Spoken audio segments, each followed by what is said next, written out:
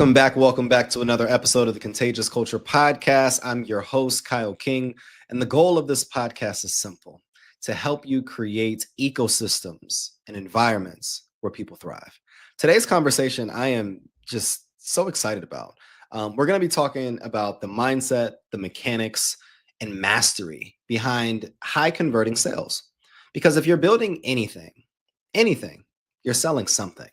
And to help us level up, I'm joined by someone who is truly in a league of her own. My friend Deborah Newton. She is a proven sales guru. She is a president and CEO of Newton Steel. And she's a strategist with over decades worth of sales mastery. And she's going to be talking to us about sales secrets, the psychology of effective selling, and how to create a connection without pressure. Because some of y'all be real pushy when it comes to sales. Deborah, how you doing? It's so good to see you. Good to see you too. I'm doing very well. Thank you. Thank you. Awesome. For having me. I appreciate it. Look, I know we were talking behind the scenes, and it's so good to see you after your snowstorm and Thanksgiving story. Yes. What is one thing that you're just excited about? It's the last month of the year. What's one thing that you're just super excited about? That's a great question, because there's a lot of things. To pick one, I don't know. That's a really good question. I think I love beginning of the months, just like the beginning of the year. It's new, it's fresh, it's clean. The new calendar to be able to. I think it was Anna Green Gables that tomorrow's a new day with no mistakes in it. I like that one. I don't know why that stuck in my head for talk about decades later. But yeah, there's a lot. It's exciting and bringing things to a close in a new year, a fresh start. So it's interesting. I was on a call. This was yesterday, and a gentleman brought up a great philosophy and perspective that he gave. He said, oftentimes we look at December as like a wash month. We're so focused on January 1st and our New Year's resolutions and our goals and all of these different things. And we don't really give December the time, the capacity, and the attention that it deserves. To start us off, if you could accomplish one thing in 30 days, what would you want to accomplish that could take you into January, fired up? I'll play devil's advocate before I answer that, because I agree. It's not a wash month. I think it's a half month. I always say when the kids are out of school, it's kind of when things start to fizzle. And a lot of decision makers will use it as a reason to push it to the next year, just after so I think it's a blow. I think that you still have these last 2 weeks to plant as many seeds as you can to be able to let them grow and build while the holidays are here, knowing that, January 5th-ish is when people will start to get back to getting back to it. Right. So it's, even if it's 2 weeks, even if it isn't the full month there's still a lot of work that can be done within this time to be able to, one, mentally prepare for what's coming up next year, and two, close out loose ends. People are still working. I think that if you let off the gas now, with it being the beginning of December, oh God, it's just, it's scary. It is, and that goes back to the sales 101. I know you and I have talked about it in the past. It's staying consistent and doing what you say you're going to do. Mm-hmm. Sure, you take a vacation. Sure, which is allowed. You're allowed to take that for the holidays. You need to. I mean, some people are begging, like we were talking before, to get back to work when it comes to the holidays. Just to getting some consistency, quiet, clean, all of the things. But I think that there's a lot more work that can still be done. And I don't want to sound insensitive, and I say this all the time, prefacing, I don't want to sound insensitive, but it's a laziness mentality if you think that you can let off the gas between now and then it's 5 weeks away? Oh no, literally 5 whole weeks. It's interesting that you say that. And before we get into the really deep into the episode, can you introduce who you are? Who are you? I gave the introduction, but who are you? How would you define yourself? And what is something that you're working on right now that really makes you happy and brings some joy? Yes, I'm sorry. So I guess I think everybody knows me by now. If you don't know me, what's happening, right? Thank you. Yes, again, Deborah Newton, like you had mentioned, the founder, CEO, president, all the hats that I'm wearing for Newton Steel. It's a company that I built where I build sales systems and structure to build effective sales teams that are more aligned and easier to lead. My roots are here in Detroit. I grew up inner city. My backbone is my mom's legacy and what I built my company on, which is the name Newton Steel. Newton, of course, being my last name, and Steel with the E on the end was hers.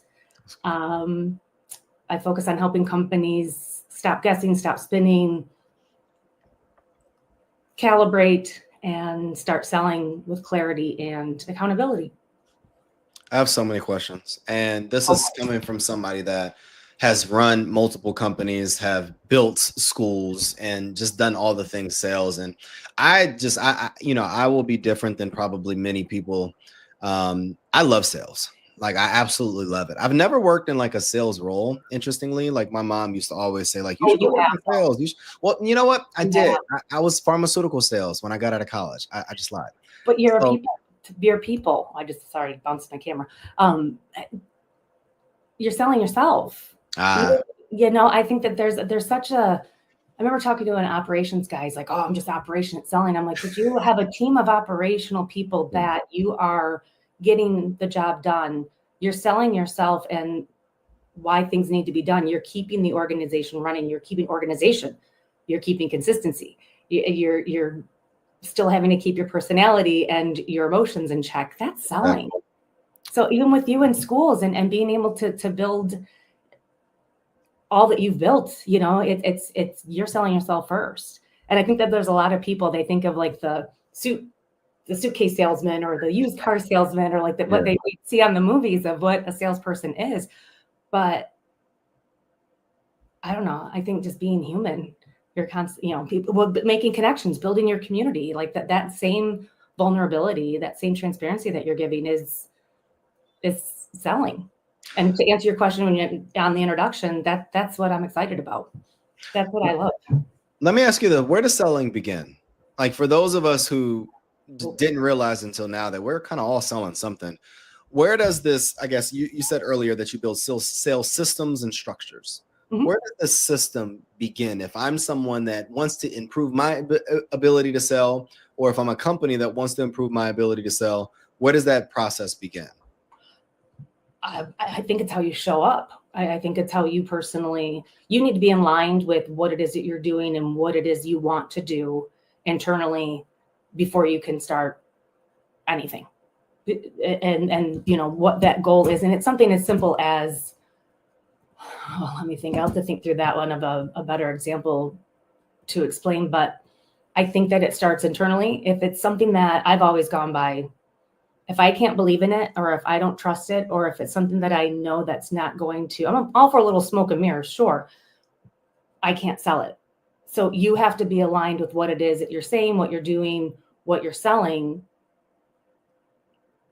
Otherwise, I don't know, like it's hard for me. I think that to be authentic and the authenticity to come out and to be passionate about something, I'm not an actor in that capacity.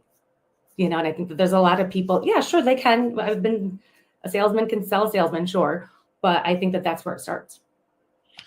That's an interesting perspective, because I do agree. I think the products, I think what's made me love sales is because I've always sold something that I actually built or that I believe in.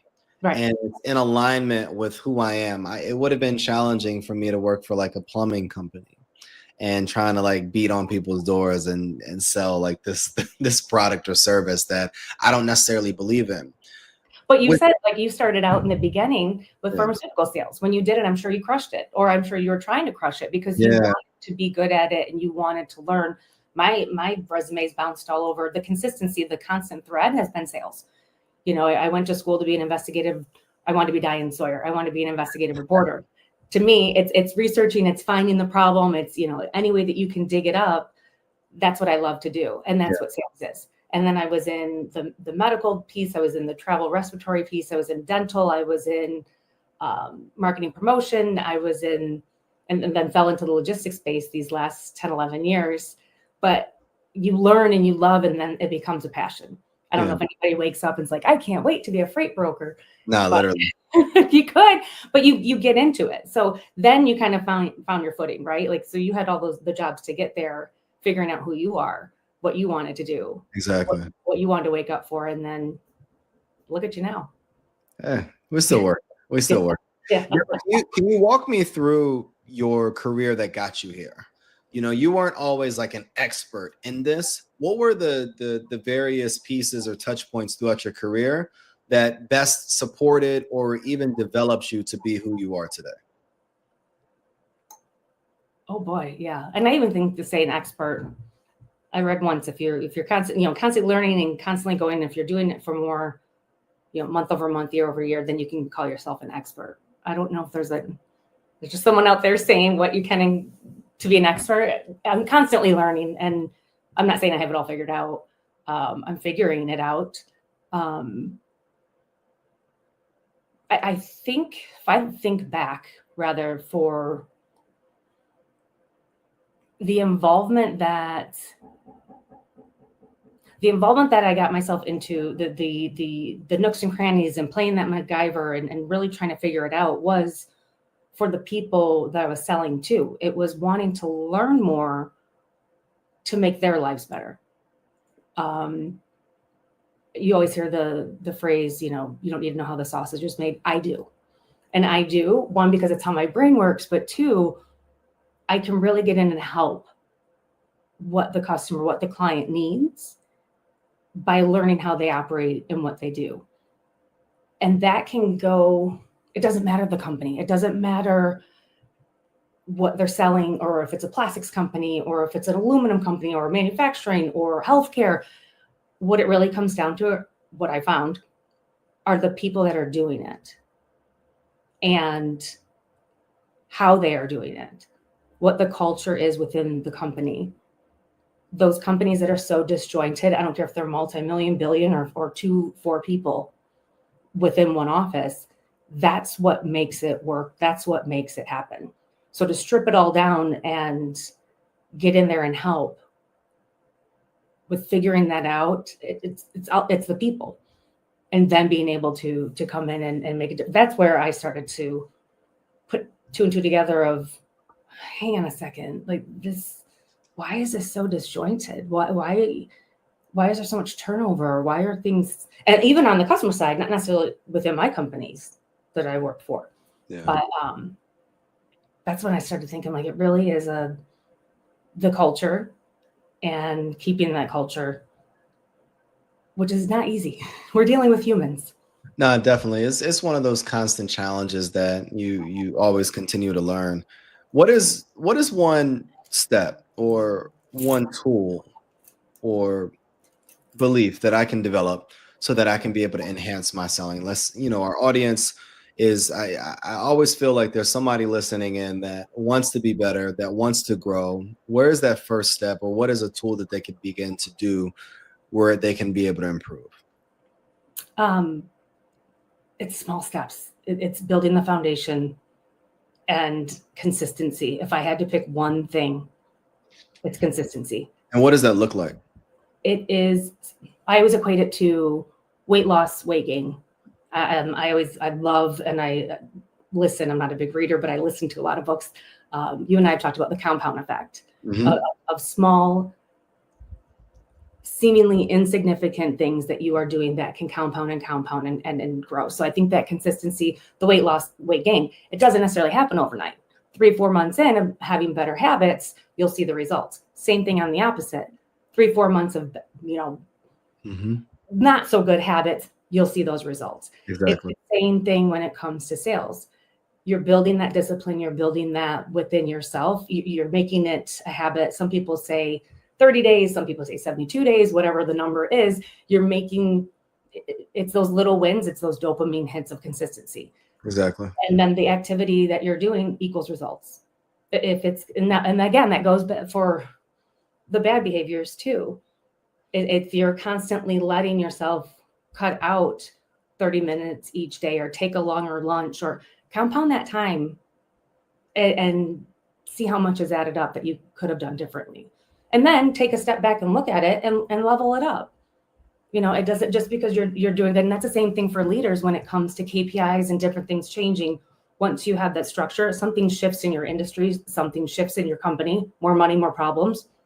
You have to take a step back and calibrate said processes, activity, add in more people if you need it, leverage your community, like whatever it is, those things. So it's constantly, and I don't know if that's an accountability partner or if it's, there's so many tools and different things that you can do to make sure you stay on track these days. It's almost too easy. But one of the things that I really appreciate about you is your first vulnerability, but your expertise. I remember a few weeks ago when we were working together and you wrote like this 10, 15 page document of all things sales, just off the top of your head. Mm-hmm. If I knew nothing about sales and I was trying to close the gap and get some secrets that I can be able to leverage or utilize within my organization, what are some of those secrets? What are some of those tools that even you documented that we can glean on so that we can be able to improve on our practices as well? Systems, processes. And the word systems I know is kind of confusing even for myself, but it's not more leads. It's not more busy work. It's a map, a roadmap, a structure. Being able to have that defined.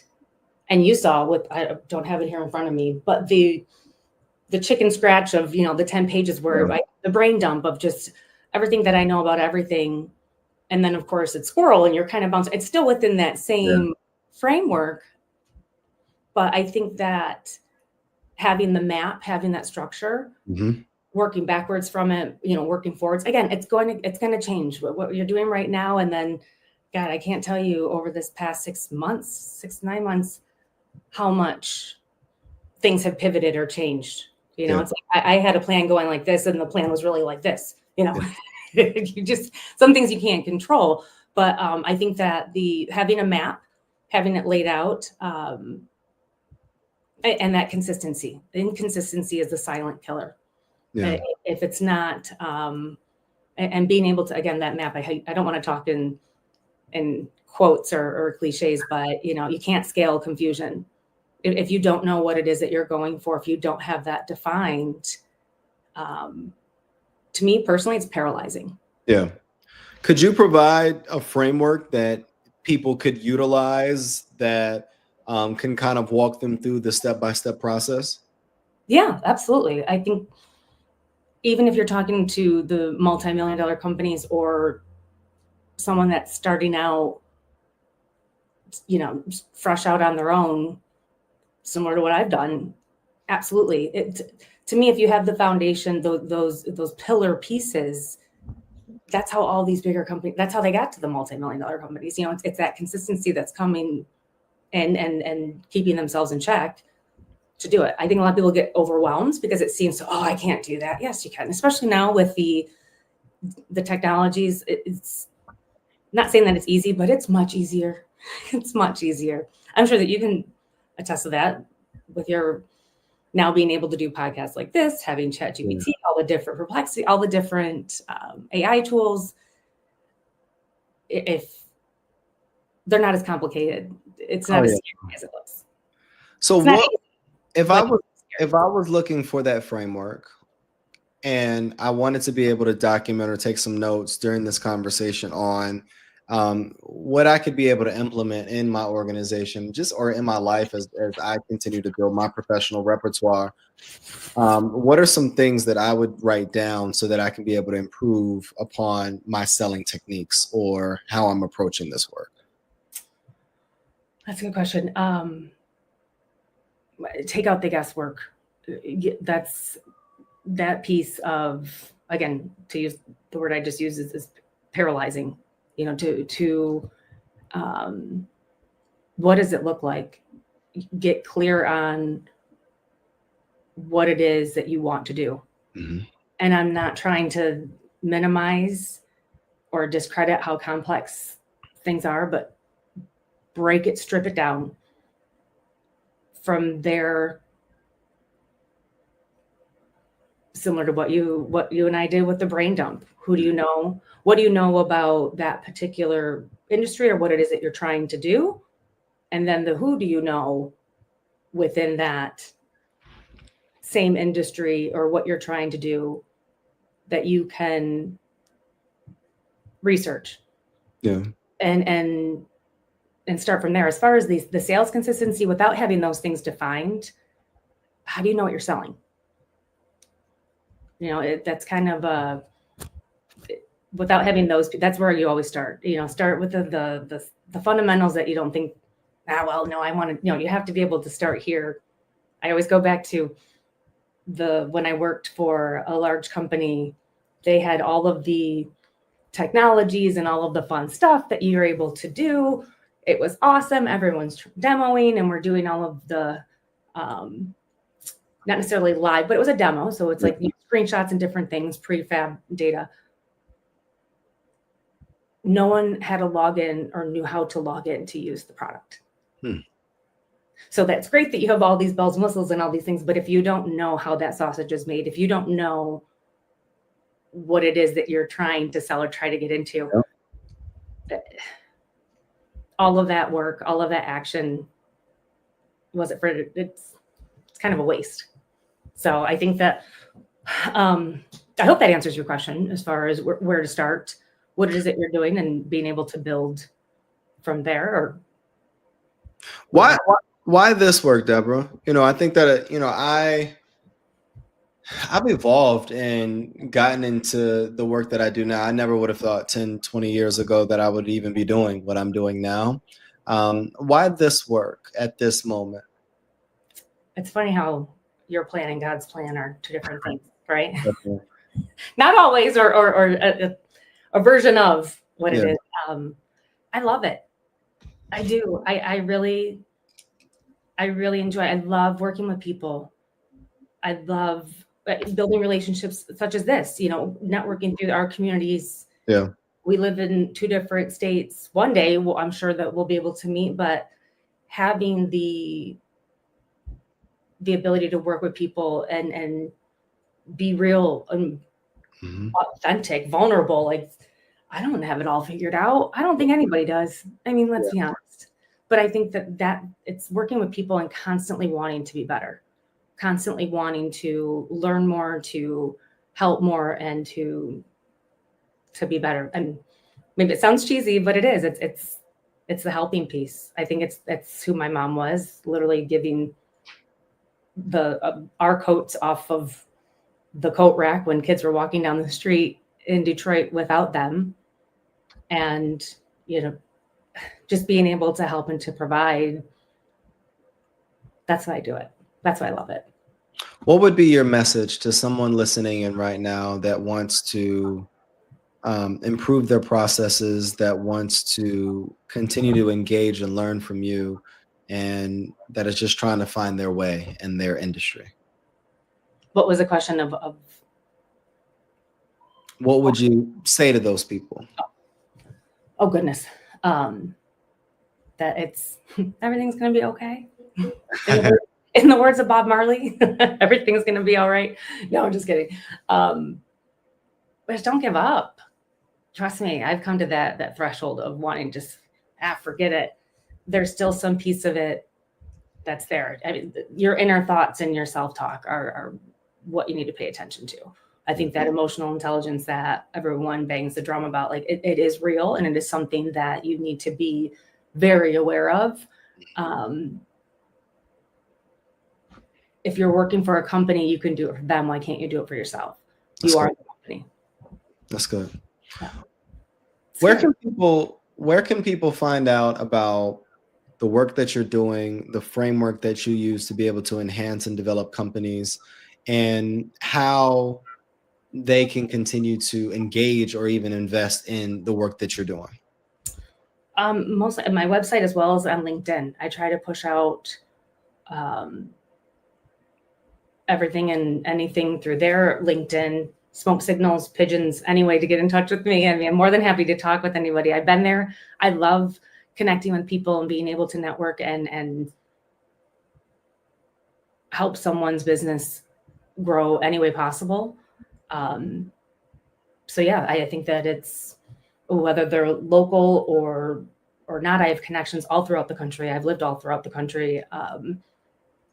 That's why I'm here right now. It's just connections and being able to leverage them, doing, and it's all the things that I'm preaching, I'm doing. It's doing what you say you're going to do, having that consistency, wanting to follow up, showing up. You have to be that person that you would want to work with. Otherwise, why would somebody want to work with you? Yeah. If I wanted to improve my sales in 24 hours, where do I start? Sleep. At 24 hours, I mean, that's I know you like your time frames. I do. And that's, I would ask you that. If I were to ask you that question, what would you say? Clarify your offer,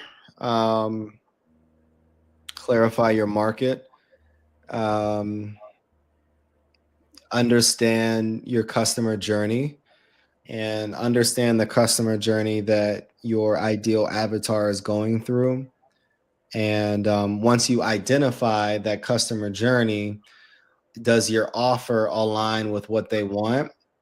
And do you know enough about their problems, their goals, their objections, their frequently asked questions to be able to sell, rewrite your script, and understand your processes?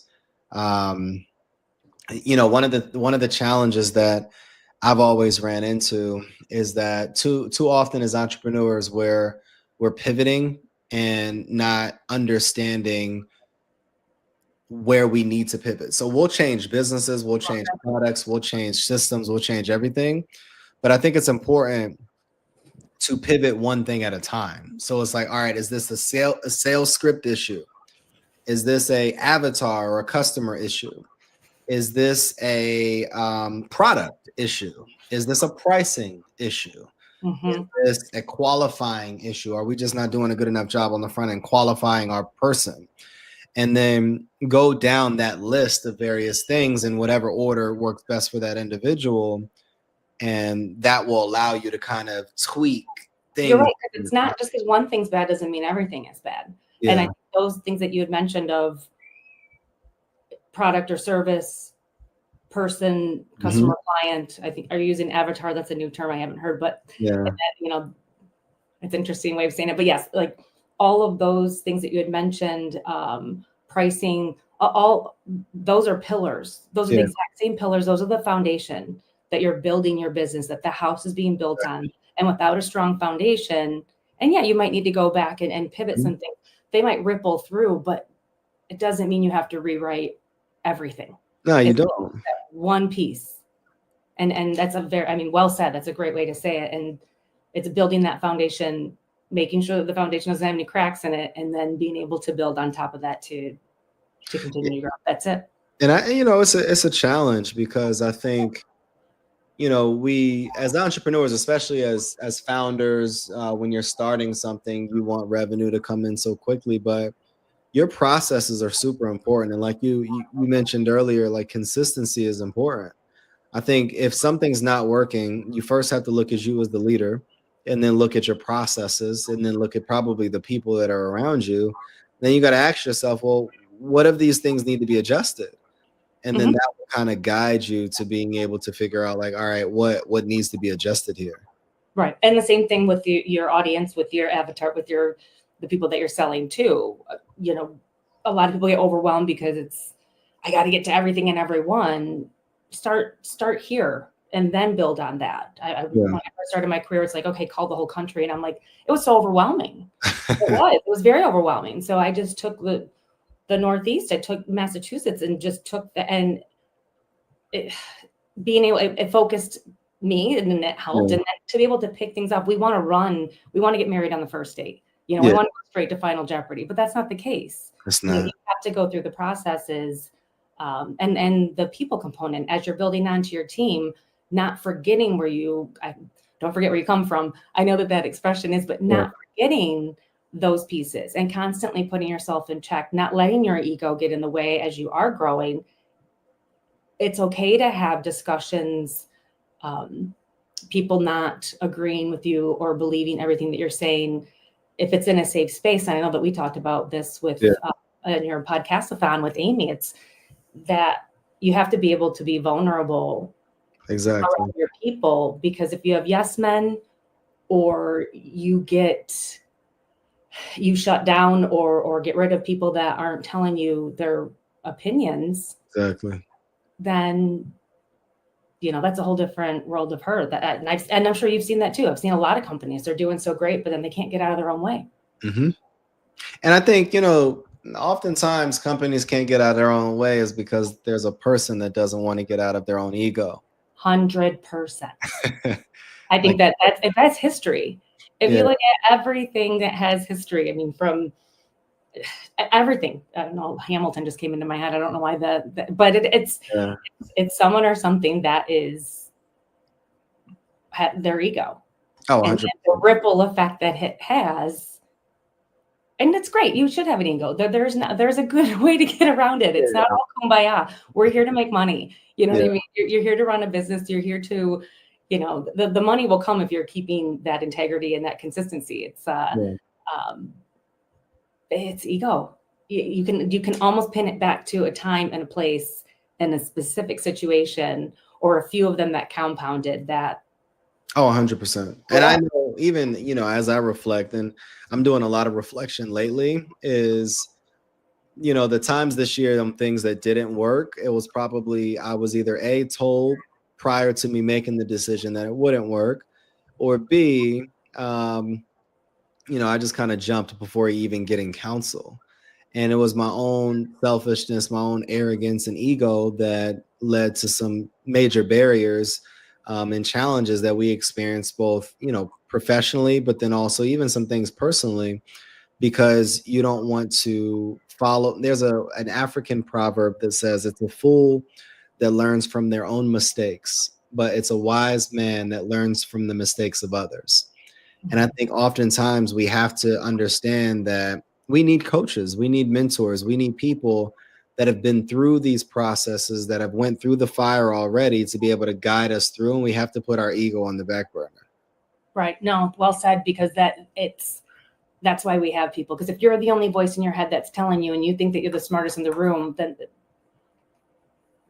that's all the voices in your head. No, you start pulling that in your head. I think not a hard time. I think that is absolutely valid, and being able to have counsel, to be able to, again, even the Bible has that, to be able to have your community, your people to bounce things off of, to advise with. I think that that's not necessarily everybody.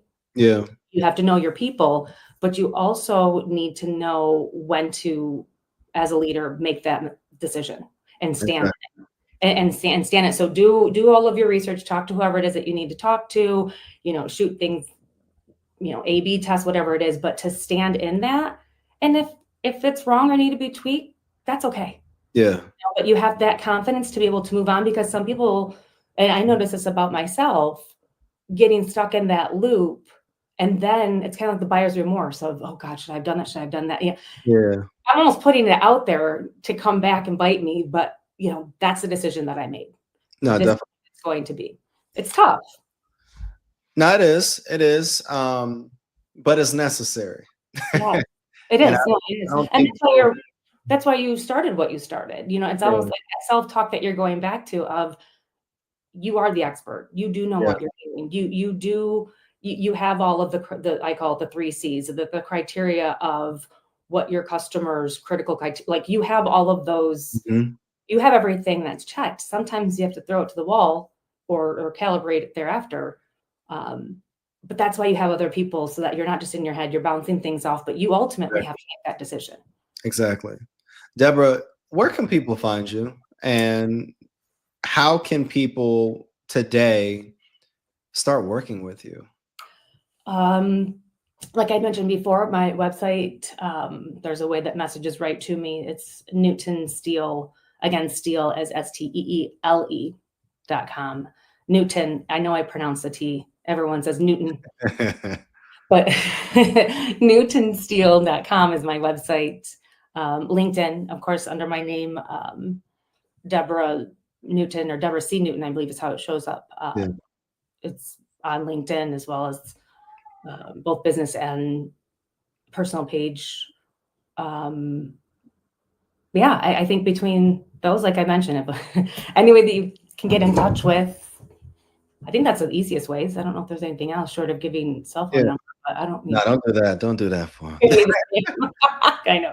No, Deborah, I truly appreciate you. And I think one of the biggest takeaways that I gather from today is that it's about consistency. It's about developing processes. It's about creating a strong foundation so that when you build something, when you scale something, when you grow something, if the foundation isn't built correctly, it's going to crack, and there's going to be these leaks in your operation that are leading to you not being successful and being able to drive your team, drive your sales process to where they need to be, because structure can't happen without clarity. Like these sales systems and structures that you develop, if you're not clear on your offer, you're not clear on your person, you're not clear on your process, and you're not clear on the people that are going to be able to help you on this team to be able to grow that thing, then it's not going to be successful. So if you're somebody that wants assistance and guidance to help close those gaps, you need somebody that has those secrets, has that experience in sales, in building sales teams, sales structures, sales systems. I want you to reach out to Deborah. And I want you to not ask for her phone number. I want you to actually go through the various methods that she shared a little bit earlier. Deborah, I appreciate you so much. And our audience members listening in, I want to ask you one question that we always ask on the Contagious Culture podcast is, what type of culture are you spreading? The energy you bring is the culture you create. And I want you to make yours worth catching. My name is Kyle King. This is another episode of the Contagious Culture podcast with Deborah C. Newton with a T. With a T. And we will see you all next episode. Thank you.